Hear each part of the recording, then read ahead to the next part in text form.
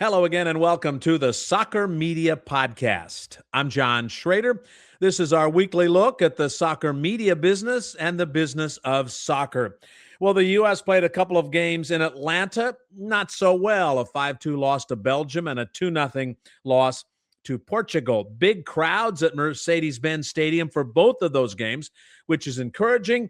Mike Woitalla was in the stadium and watched the games. He's the executive editor of Soccer America, and he's here to talk about that and what's going on in the next few weeks as everybody gets ready for the World Cup in North America in 2026. Mike, welcome, and how are you as you get ready for the greatest spectacle in the history of humankind coming up here this summer? Are you catching some rest, or it's all work? Just a little bit of rest, yeah. It was a really interesting time in Atlanta to see the two U.S. men's national team games because, it was at a World Cup stadium and the crowd started feeling like a World Cup crowd. I wonder if Arthur Blank and Atlanta and what they've done with the soccer facility there and soccer in Atlanta, that this might become the new home base. This might be the place where American soccer wants its games to be played, especially considering that it was, at least against those two teams, American fans. Yeah, Atlanta's an amazing soccer city now. It's had a history, but it's never really taken off. And then now it's, booming. And you've got you alluded to the training center, which is almost completed, which is fantastic.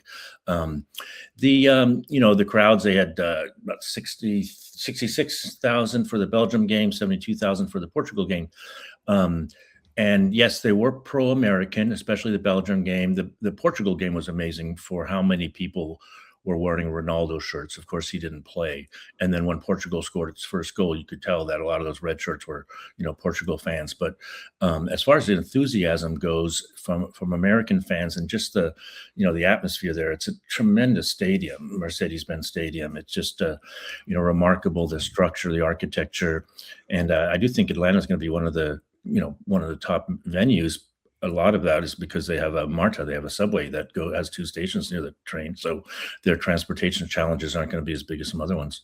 Yeah, that is the answer, is get people there and get them out of there and make it easy.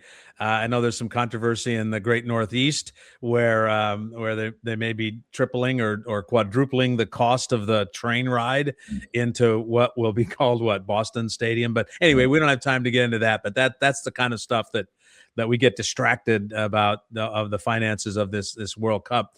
What are we to take, Mike, away from a 5-2 loss to Belgium and a 2-0 loss to Portugal? And I'm sorry, I should have prefaced it with this.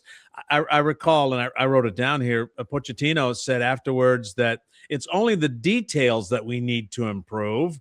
When we match the opponent in the area that we need to match, we're going to have the possibility to beat them. What is that supposed to mean? And maybe what did we learn? Especially after reflecting on it, it really was a disappointing window for the U.S. And not just because they lost to two very good teams, but because it was obvious that he was still experimenting, making 6 lineup changes between the games. And the crazy one was that Folarin Balogun didn't start as a center forward. This guy, and then what does he do this weekend? He scores his 6th goal in his 6th straight League One game in France. He's probably one of the top players. He's definitely one of the top players, if not the top player in France right now. So what are you doing? What are you making some kind of no forward experiment for? And then, even in the Belgium game, the fact that he started Matt Turner after Freeze had been starting, the last 10, 11 games. And when you think about it, and this is something I talked to Tab Ramos about, we always interview the Hall of Famer after these windows. And, he had always expressed concerns that you want to have a set defense, a central defense going into a World Cup, and you want to know who your center forward is. Now, if Matt Turner had a great game, there would have been another position that was up in the air. So we know Freeze is going to be the starter. I think that's without a doubt. But the central defense is still in flux. Balogun has to be the forward, but what do you do? What was that experiment about? What are you putting Pulisic in a different situation for? So we have, all these questions when, as Tab said in the interview, and I think most of us, saw, is that those were games we expected to be preparations for how they're actually going to play at the World Cup. How does Pochettino take challenging questions? Does he accept them very well?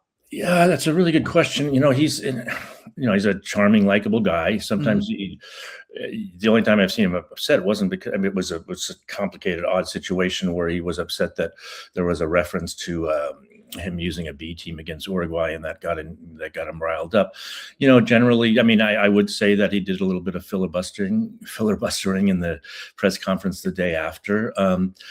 His refrains have become pretty common now. There's some positives where we just have some details to work out. So, um, you know, he can make the case that the only thing that matters is what's going to happen in the World Cup. But, yeah, no, he's a gentleman. He handles questions well. He's good with the press. But it's become a little frustrating that, and back to the fans. It was tremendous seeing all kinds of fans. You've got Mhm. your American Outlaws, all the fan groups that create the atmosphere, and then you have families, and you have people wearing all kinds of jerseys, from the current ones to Donovan and Altidore and Dempsey, and it was unfortunate that not just losing, but not really doing a lot to excite the crowd. To kind of, this team is really lacking they kind of have a likability. They haven't captured the imagination of the fans. I mean, that's going to happen at the World Cup, but it was a lost opportunity in more than one way in Atlanta. Yeah. So I talked about questions and answers. So if we didn't get a lot of answers, or maybe we did, what are the questions? And you talked about central defense, still there. Goalie seems to be clear. Forward, you think Balogun is Yeah, definitely Pelican would the be. center forward guy. What other things do you think need to be answered in the coming weeks? They're going to play Senegal and Germany right before the World Cup Yeah. starts. But in the coming weeks, what do you think are the big questions that need to be answered? Yeah, I think it's going to have to be him figuring out his formation. When they had the strong run at the end of the year, came when he put three in the back. That seemed to help Tim Ream, who's 38. I think that's a big question mark. Imagining Tim Ream play against tough teams at the World Cup, I'm not sure if he still has it in him. Great player, admire the guy as a person, the player. You basically, the only one you really have confidence in the central defense is Chris Richards. And why not stick with that three in the back? And you have players that can, that might not be the traditional central backs that you could put in one of those third positions. He's changed the way he's lined up the midfield, which is another question. I think that you're going to have to get the best out of Pulisic, which didn't happen that weekend. For those two games, I think he needs to play behind ball again, and then put McKennie as a box to box midfielder, whether it's Tyler Adams or Johnny Cardosa. They need to know how to play. They need to have a system that they know how it's going to work, instead of switching something between two games. So it's easy to say Pulisic is struggling scoring. He had a good run in Italy, and the run is not so good these days. What do you make of his situation right now? Let's talk about him, and then we'll talk personally about McKennie's role, and then maybe the fullbacks as well. Doing a little Yeah, teasing here too. Yeah. I mean, I wouldn't be worried about Pulisic, because I think if he's healthy, he's a great player, and he'll be all right. What was disturbing was just his body language and how frustrated he was, and getting that yellow card for doing the thing he was warned about a few minutes later, kicking out in retaliation. And it reminded me of the Copa America in the last few days of the Berhalter reign, the Berhalter tenure, where you looked at your greatest player, and he wasn't sending positive vibes. He wasn't happy, and that's something that we want a happy Pulisic. We want the best of him. I think if he's healthy, he's going to be fine, but he has to be put in a position where he can get the ball. I think I saw him in defense too much. Tim Weah. I'm jumping around here, but Tim Weah was saddled with playing against the best Belgian player there is as a right back whenever he went up, which was a couple times he did something brilliant. He has to be able to play offense. Yeah, I love Weah actually, and he's got to play end to end like fullbacks do in world football now. How about the other side? Is that settled? The other fullback side settled? Well, you've got, I mean, when it comes to all the outside backs, you have the question, um, Antonio Robinson, Anthony Robinson. I don't think he's quite 100% because he had a long layoff, but he had Hmm. flashes that show that he's there. Sergio Dest didn't make it to this tournament, but those two guys are terrific players, veterans. The younger Alex Freeman, who hasn't been playing at Villarreal, and didn't get a whole lot of time, but he did show some flashes.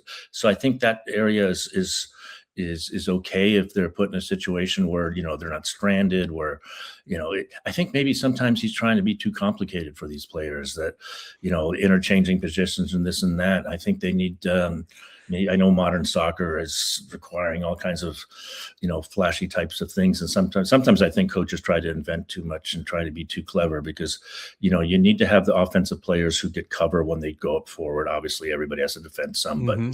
um, I do think that this team is more talented than what Pochettino's getting out of them. Yeah, and I think, and I was going to say that at sometimes in whatever the sport is, if you have an athlete who's a great athlete and who's got speed, and those guys do, then sometimes you just kind of have to let them play. All right, just Yeah. let them play. And Yeah. the one thing that really struck me was the skill level of Portugal was just tremendous. I mean, I really admire Portuguese soccer. I think historically they decided that, they weren't going to win on athleticism. They were going to win by being more skillful and more intelligent and reading the game. And it was tremendous watching them, the way they passed the ball, the way they controlled the ball. Everything was just so perfect. The U.S. players aren't going to get that level of skill in 70 days. It doesn't work. Skill doesn't work like that. But so when you play a team where this skill is at a higher level than your team, then I think the coach has to come up with some tactics and a game plan that the players can get the most out of, and we didn't see that. Yeah, yeah. And so, McKennie, there are times when I think some folks would like to say that he's the best player in an American uniform, and can maybe at least the most versatile player. He can do a number of things. How do you see his role? What do you think Pochettino is going to say? All right, Weston, this is your job in June and July. I think that's a big question, because that's the blessing and a curse of McKennie is that he can do so many things, and if he tries to do them all at the same time at the same game, it can unbalance a team. But at the same time, I think Pochettino has to look at him and say, how do I get the best out of him? And I think that's making him what people call a number 8 or box to box midfielder, a midfielder who, does roam the field, and does it wisely when he comes up. But his ability to come from the midfield, I don't know if he does it as intelligently as Michael Bradley did in his heyday, but I know, but he certainly does it well, and he's done that at Juventus. So, I would put him in the middle of the field, and let him, use his athleticism, his skill, and everything, where the team needs it. And again, Pochettino's kind of used him up front. So that's, big question mark. I think you look at your players, the best, and try and adapt, come up with a system that works for those players. I don't know if that's happened yet. Yeah, I'm going to say this respectfully, totally respectfully, but if Michael Bradley's a view of the game and his ability to read the game and see the game was in the athletic body of some other players, Mhm. it would be an incredible combination. And I hope I said that fairly. Is that is Sure. that is that fair?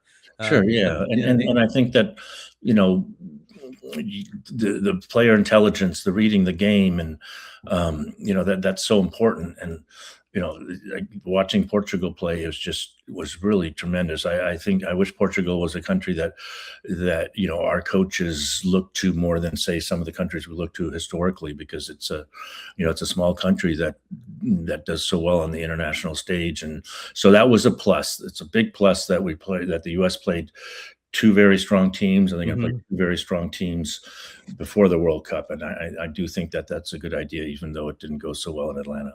I'm curious about the scheduling. May 31st in Charlotte against Senegal, and then a week later, June 6th in Chicago, the sort of send-off game at Soldier Field. Then the tournament starts in less than a week after that. Is that normal? I can't remember exactly how the schedule works, but that seems like a couple of games right before the tournament starts that you might be taking some chances of health issues, if anything. I don't know. What do you I think? don't think it's that much different than the past. Okay. I do think that they have to play strong games. It really is. The U.S. had games in November, and then they had games in March.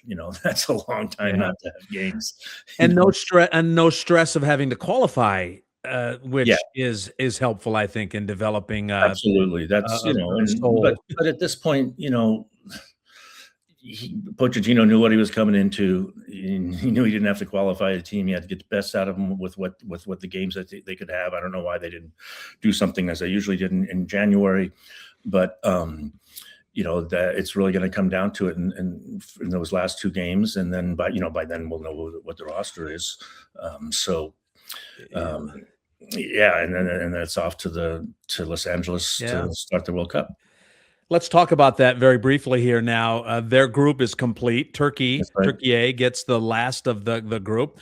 Paraguay and Australia in that group as well. How do you? What's the scouting report on this group, D? Well, Turkey certainly makes it a tougher group. I mean, they haven't been to the World Cup since 2002 when they finished third, but they've got some terrific individual players. I think that's going to be tough. It's going to be the third game, so that gives them a chance to get to know the team from their other games. Hopefully, go in there with 2 wins.